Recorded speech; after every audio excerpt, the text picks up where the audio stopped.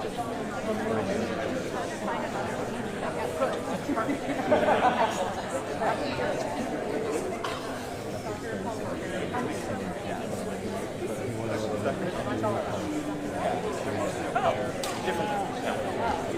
I'm Ryan.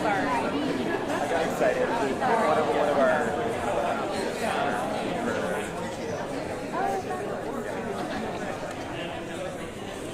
nice. I'm Ryan. My favorite.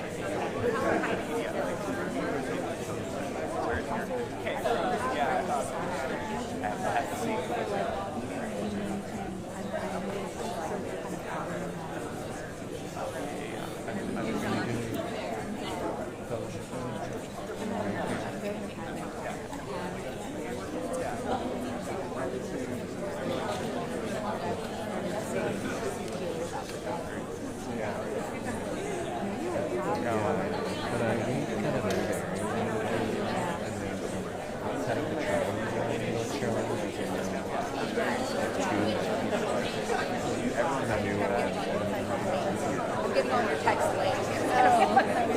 My phone on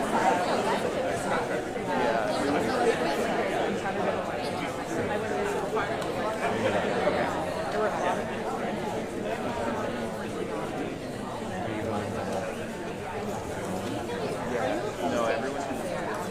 Of course, yeah, I was going to tell you. Okay, yeah, our cameraman wants to set up. Thank you. Oh, yeah, we had a program. My workout. So I'm like, I'm going to do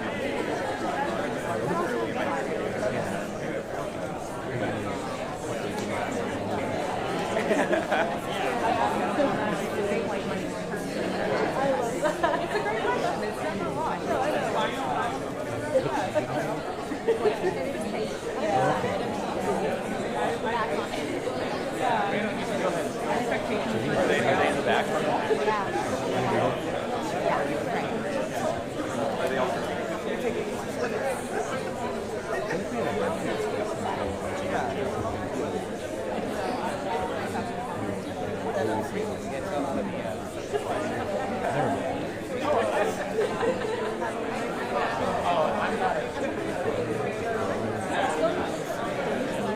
I think they're new. I can't tell from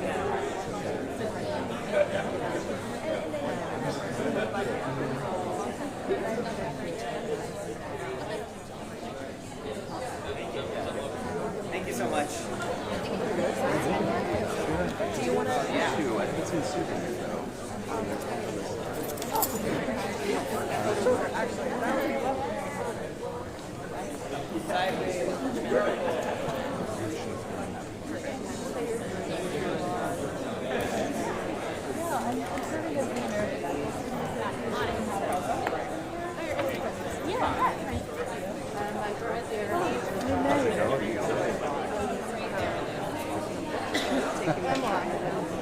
Oh my God! Wow.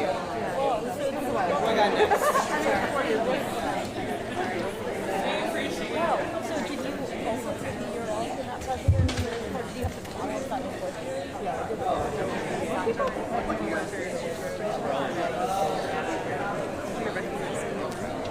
I haven't seen it here.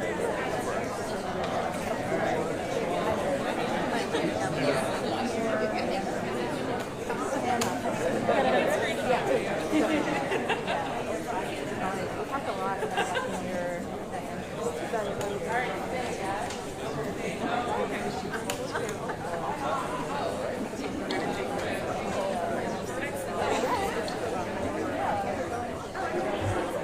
definitely.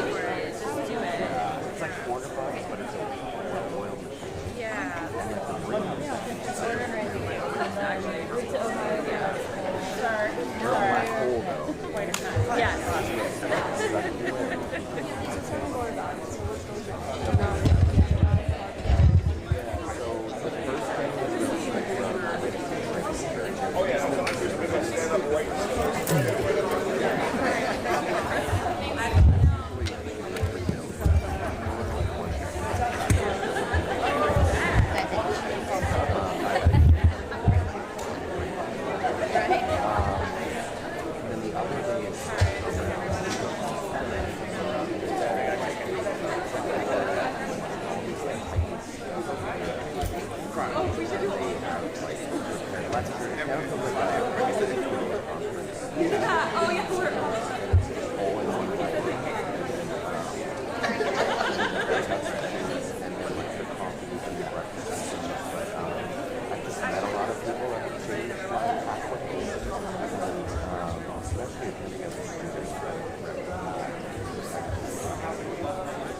But it just makes it all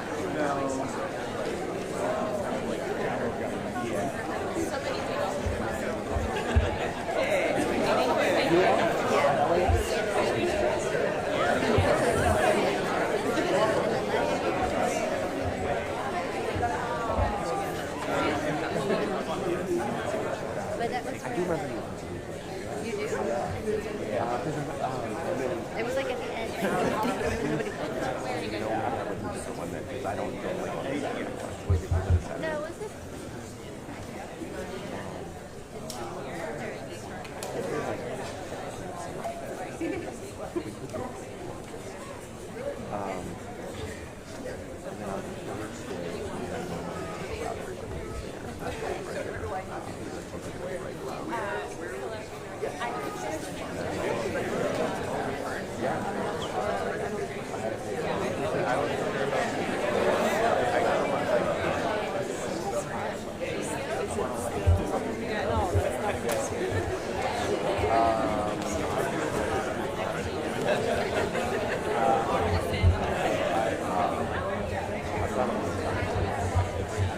I think it's very well. Maybe like they do it. It's fun that it's in our backyard. All these things like some of my former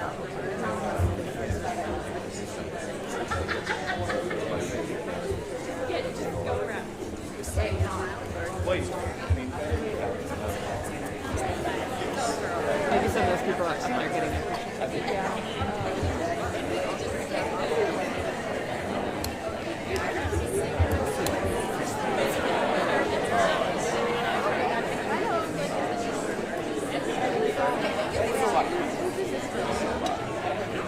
We have first interview today. Are you joining for the? Are you on the interviews for today? Okay. So I know what you're saying. Yeah, we'll do an overview, like our interviews and all the background and stuff, and then we'll get to them, and if you're not doing interviews, I'm stepping in for Tammy. I think you had to step in for mine. Oh, really? When I was promoted to PD, I can't interview folks. So then I have to keep a degree of separation, but also the PD does the overview for an interview, and then after with me. So I would go to the side. Yeah, things of like everything with video, and then Dahlia does this video, and like how it all, and it's like these clips of like them doing this fun stuff all throughout the scene, and then the slides were so sad.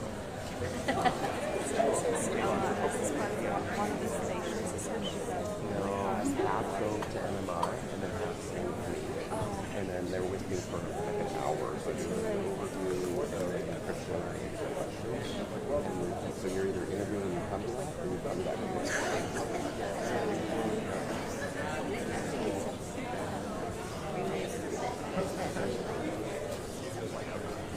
Well, I don't understand quite the mentality of it for other people that understand the program. And I'm funny. My person the rest of me as an inheritor.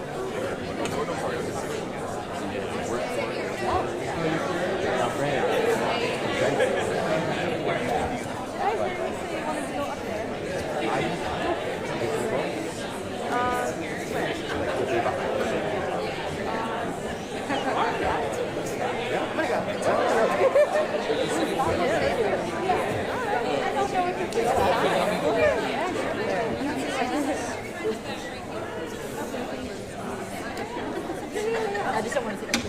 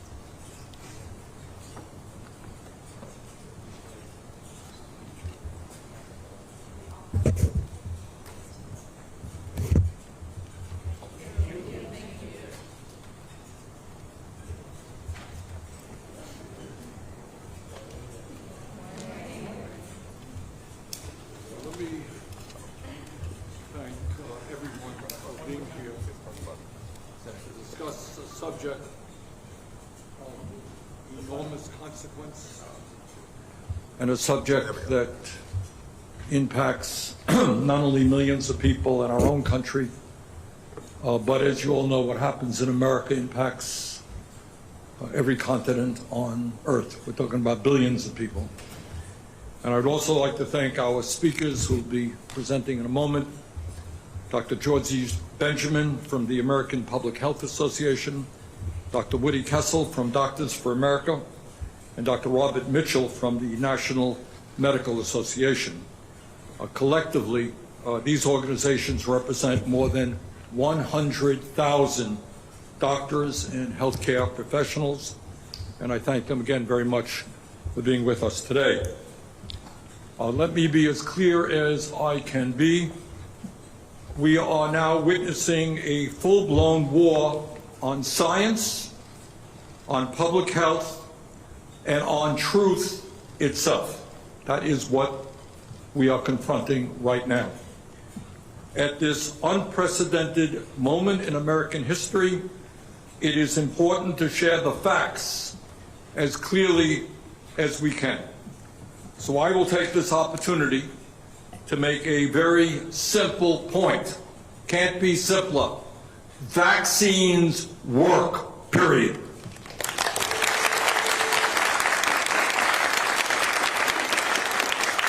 Now, you'll all notice I don't have a white coat on. I'm not a doctor. I confess that I failed biology when I was in college. So don't take my advice on medical issues. Take the advice of doctors and scientists all over our country and all over the world. And in a moment you'll hear from physicians standing with me today about the overwhelming consensus in the medical and scientific community that vaccines are safe and effective. But before we go any further, let me just share 3 facts that I consider to be basic and essential. Number 1, vaccines have saved millions of lives. You know, I know around here on the Capitol we talk about millions and trillions. Millions of lives is a lot of people. That's a lot of moms and dads who don't have to bury their children. According to a study published in The Lancet, over the past 50 years, vaccines have saved the lives of more than 150 million people around the world and cut infant mortality rates by 40%. Fact number 2, vaccines have prevented massive human suffering. It is easy to forget just how bad some of these infectious diseases were before vaccines were made widely available. It's easy to forget that. In the early 1900s, over 6,000 Americans died from the measles each and every year. In 1952, 3,000 people in America died from a polio outbreak. and many more needed leg braces, wheelchairs, and an iron lung to breathe. At the height of the COVID pandemic, we were losing, you know this better than I do, 3,000 people every single day. Hospitals were overwhelmed, and doctors and nurses like you put your lives on the line, and some people died trying to save Americans. Vaccines changed all of that. How many people do we know who need an iron lung today to breathe?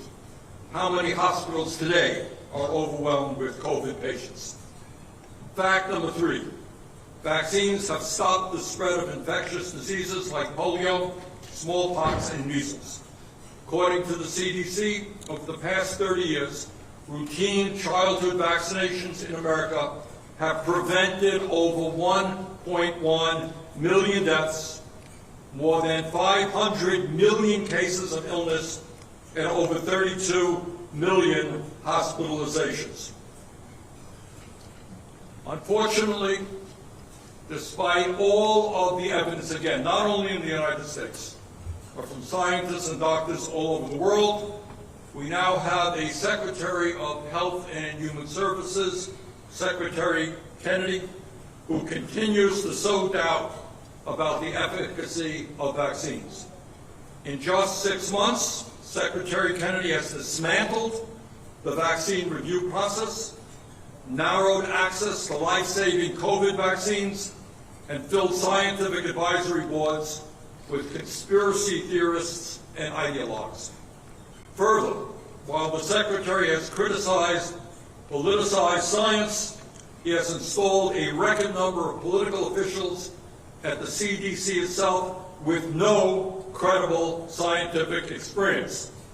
I have come to learn that this includes the acting CDC director, a former hedge fund manager with ties to the pharmaceutical industry. That's the acting CDC director. The acting CDC director's chief of staff, a former private equity lawyer who privatized airports. The acting CDC director's deputy chief of staff, one of whom is a former realtor, another who is a personal injury lawyer. The American people do not want hedge fund managers or realtors giving medical advice. Bottom line, we need an HHS secretary who believes in science, not conspiracy theories. We need an HHS secretary who listens to doctors, not just whoever is willing to tell him what he wants to hear.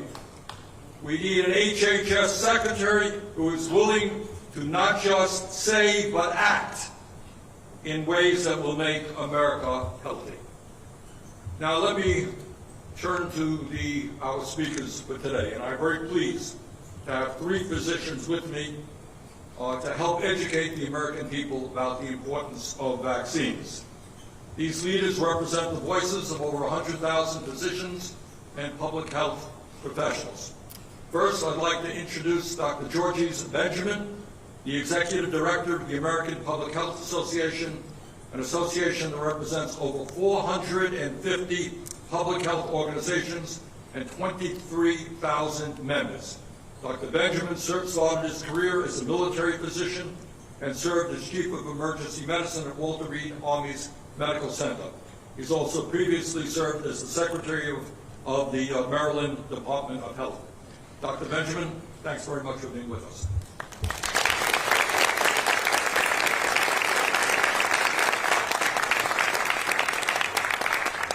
Well, hello everyone. APHA is the oldest and largest association of public health professionals and advocates for the nation's health. We have over 50,000 organizational and individual members, representing the full range of people in the field across all states and territories. We've been around for over 150 years, founded in 1872, aggressively working to promote the public's health. So we've been in this debate for a long time. I'm going to start by answering a couple of questions that Senator Kennedy could not or would not at his hearing the other day.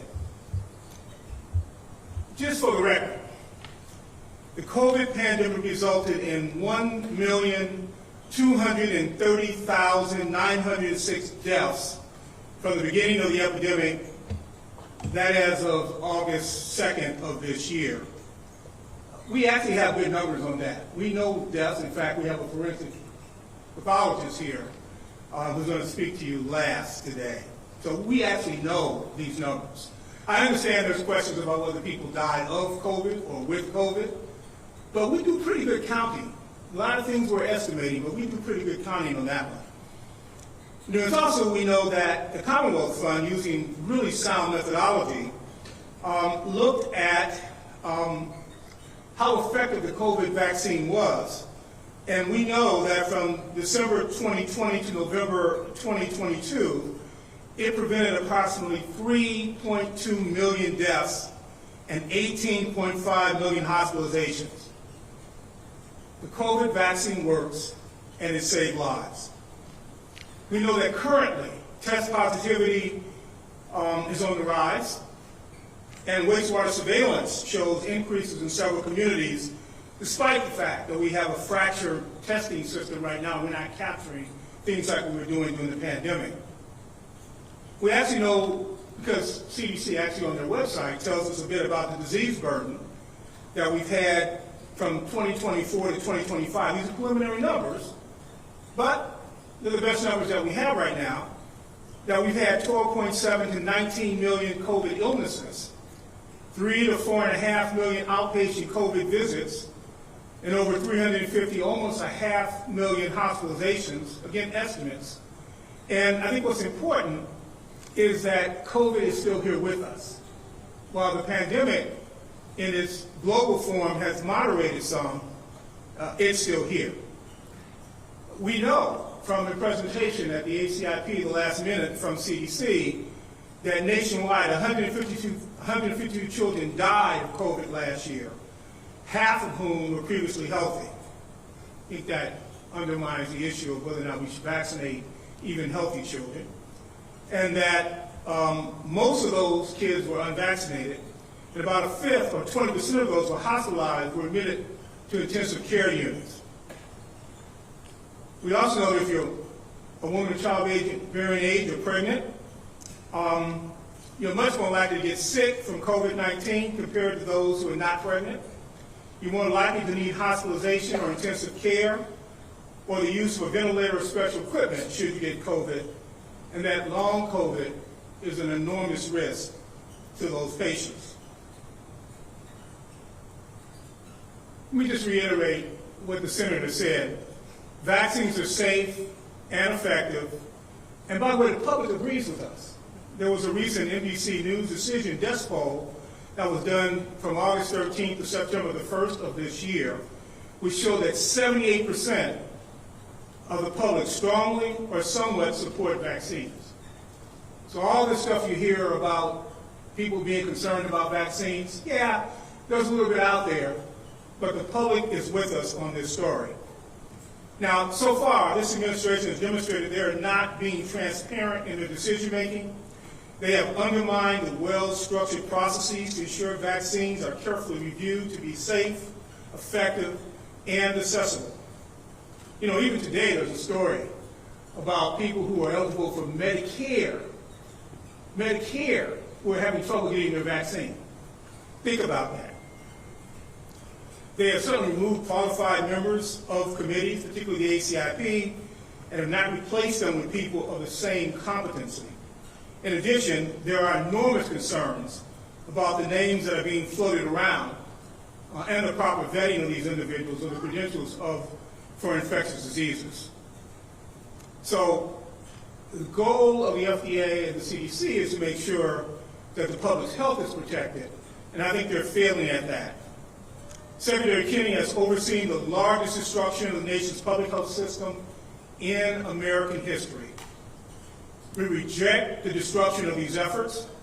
We reject the unscientific approach to controlling infectious disease, and we call on the administration to ensure full access to COVID vaccines for all and reverse course to strengthen, not weaken, the nation's vaccine safety systems. Thank you.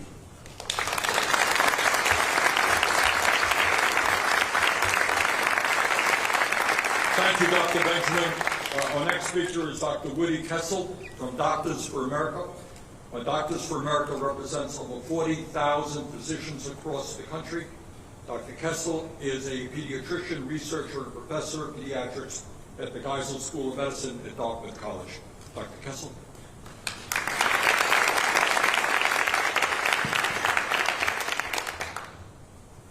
Thank you, Senator Sanders, and thank you particularly for being an incredible advocate for our children, for America's children.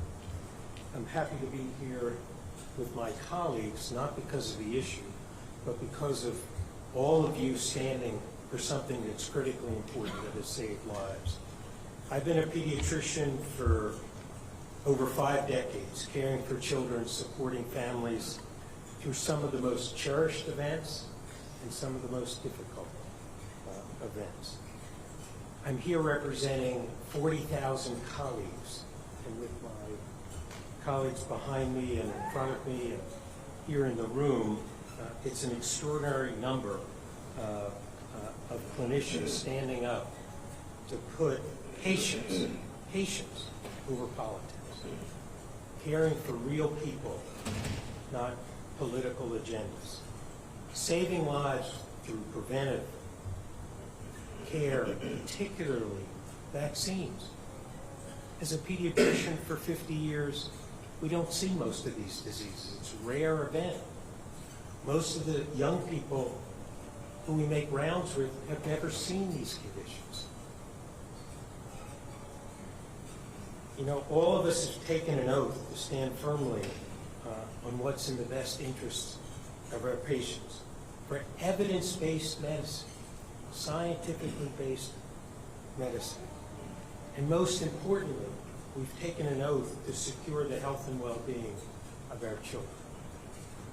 We've treated children with whooping cough, gasping for air, toddlers with pneumonia, adolescents with COVID-19, and families devastated now by measles. Measles, something which we virtually eradicated. Children and families are struggling and suffering from. We know firsthand the fear and anxiety shown in the eyes of children when they're struggling, when they're ill. And we're seeing actual harm today that you've heard from my colleagues and from the Senate. There's more illness, more hospitalizations, more family burden, lost days of work, struggling to care for children who have a condition that we could prevent if they were fully immunized. And tragically, we're seeing preventable deaths. An anathema as a health professional, as an anathema as a pediatrician in all of this. You know, sitting in this room and the folks behind me, we're also parents, we're grandparents, and we're Americans. We are truly outraged by the untruthful words and harmful actions by Robert F. Kennedy, Jr. They are dangerous, and as you've heard over and over and over again, vaccines save lives. They prevent suffering. They're safe. They're not political tools. In fact, in many ways, they've been some of the most amazing scientific discoveries since the beginning of our efforts in caring for people. They're proven. They're well developed. Frankly, RFK's actions are creating confusion, eroding trust in medicine, undermining science, and leaving families and children vulnerable and less safe. Parents deserve clear, evidence-based guidance, not politically motivated falsehoods. They need to be able to make informed decisions with their clinicians on what's in the best interest and the health and well-being of their children. You know, in closing, I want to ask, Mr. Secretary, why are you blatantly attacking shots to protect children from preventable life-threatening illnesses, and not the shots from gun violence, the leading cause of death in America. Thank you.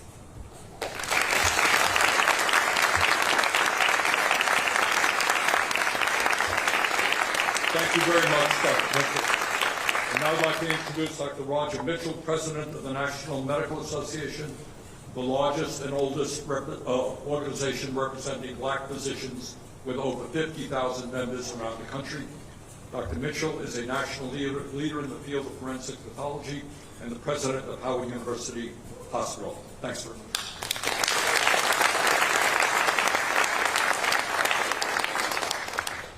I want to thank Senator Sanders for bringing us here together in this critical moment, for your unwavering leadership around the issues of today. Today, the National Medical Association stands shoulder to shoulder with any organization and individual who supports evidence-based medicine and science in the furtherance of healthcare delivery, equity, and sustainability in these United States. As the 126th President of the National Medical Association, I'm here today, as you heard, representing the interests and expertise of over 50,000 black physicians across the country. Throughout our history, we have fought for healthcare access for our patients, and today is no different. Healthcare is a human right. Current attacks on public health, whether on vaccination or Medicaid or the importance of diversity in our care model, creates confusion around the way we care for communities.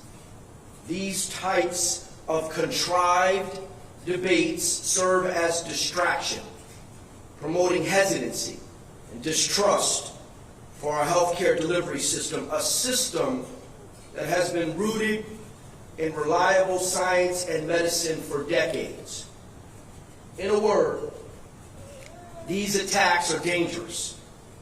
To be clear, the National Medical Association believes that Congress must exercise complete oversight and work to remove the Secretary of Health and Human Services from his position.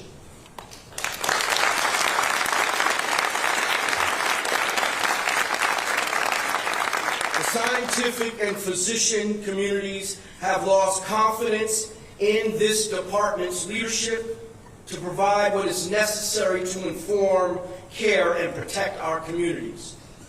Our focus must be placed on real problems of access and quality of care, ensuring that more children have access to vaccinations, not less, have access to low-cost, high-quality care, and access to groundbreaking research and clinical trials.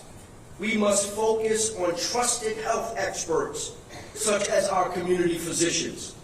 So we're asking all physicians, all public health experts, to stand up in the face of this wanton approach to healthcare delivery, an approach that will certainly affect those who are most disenfranchised and disinherited. Speak with your patients directly and ensure that your relationships with them and their families are solid so that they look to you for their decision-making, that you're available for their questions. Remember, they trust you. As a forensic pathologist, I've seen the impact of failed policy on my autopsy table. I've seen families devastated by preventable illnesses and tragedy. We cannot afford to keep repeating these mistakes today, especially when we know better. So we must continue to protect our children and vulnerable adults with the proven tools we've had for decades. The policy decisions that are being made today, whether eliminating vaccine mandates in Florida, creating fear by deploying military into our American cities, or cutting programs and jobs that feed families, these policies are reckless and demand that we stand up. And so lastly, we need to stand here today with Senator Sanders to call for sensible solutions.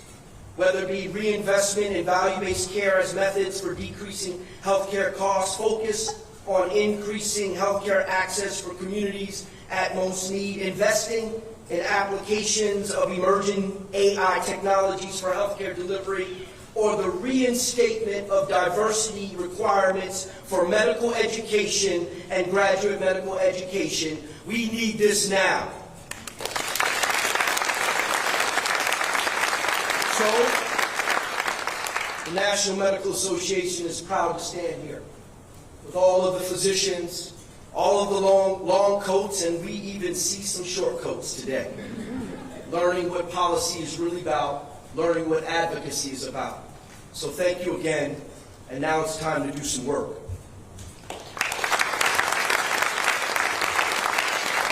Thank you very much. All right, media, have any questions? Yes, sir. Just get it. That's who I am. You're, hi. Dan.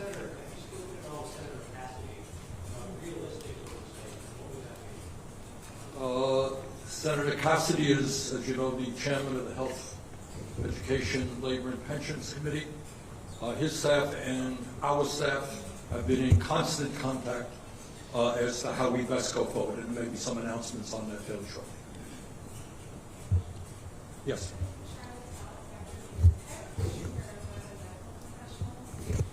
You don't want my medical advice?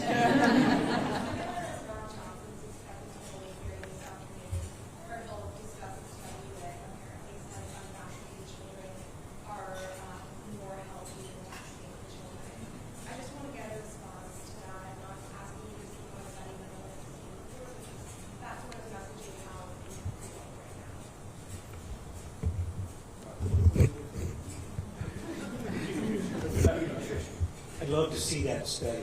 I don't understand the premise of that, but certainly, look,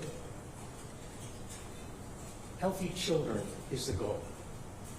Preventing disease is indeed the goal. And if we're all vaccinated, it reduces. There's something called herd immunity as well. So it allows healthy children to not get these diseases. But I'd love to see that study, and we can talk about that further. I mean, look, if it's evidence-based and science-based, we're all open to new ideas, new thoughts. But to report one single observation when we've been through this in my lifetime, for 50 years, and seeing the benefits, and frankly, caring for children and holding the child's hand, the parent's hand, who are suffering from these diseases. So I'd love to see that study and look forward to the press conference this afternoon.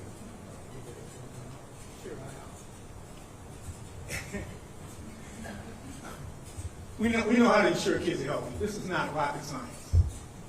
Nurturing environment, access to food security, making sure they get early and comprehensive care throughout their lifespan, making sure they're adequately protected, which includes making sure they get vaccinated for vaccine-preventable diseases, that they don't have access to firearms, the leading cause of death for our kids, that they are free of other hazards, which, by the way, we do all the time.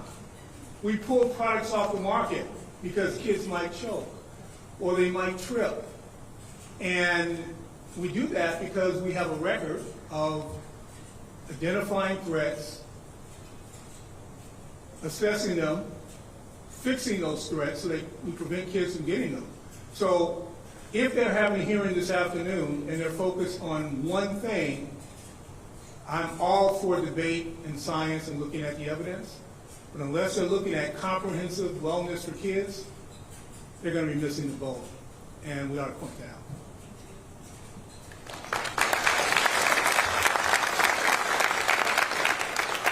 out. Any other media questions? Anybody, any physicians here want to jump up and say a few words? We appreciate not only your being here today, more importantly, the work you guys are doing every day. This is, as I think you've heard, we have a broken healthcare system. I know how hard you guys are trying to help your patients. All right, look, we got a struggle on our hands. I think, as you've heard, The American people trust their doctors, they trust their nurses, more than they trust ideologues and conspiracy theorists. But we're taking on some very powerful people who have a very large bully pulpit. But let's go forward and let's protect America's children. Thank you all very much.